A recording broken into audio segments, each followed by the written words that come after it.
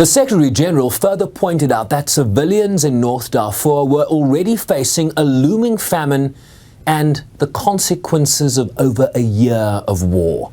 He reminded all parties, including Sudan's armed forces and the paramilitary Rapid Support Forces, of their obligations under international humanitarian law to protect civilians, and called on them to allow the civilian population to move to safer areas. The UN chief also requested that all parties facilitate safe, rapid, and unimpeded humanitarian access to all civilians in need in El-Fasher, across Darfur and the Sudan.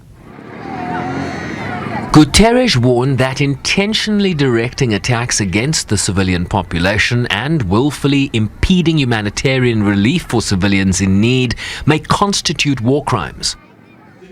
This was the UN chief speaking in Nairobi, Kenya on Friday.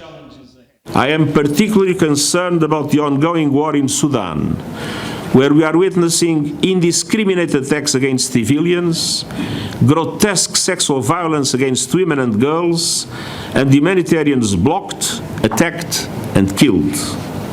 Close to 9 million people have fled their homes.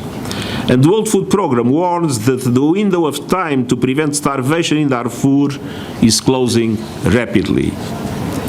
Violent clashes in El-Fasher are preventing aid getting through. An attack on the city would have devastating consequences for civilians and would likely see the conflict tear across Darfur. I'm also very concerned by reports of escalating violence in North and South Kordofan and Al Jazeera states. As he pressed the parties to engage in a political process to end the war.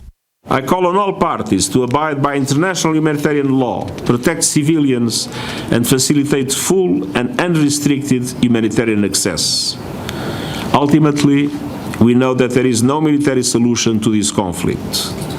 We need an urgent, coordinated international effort to deliver a political process that can get Sudan back on track. The UN Under-Secretary-General for Humanitarian Affairs, Martin Griffiths, this week warned that Sudan was at a tipping point, with an uptick in violence and the persistent lack of humanitarian access pushing people to the brink of famine. Shervin Bryce, SABC News, New York.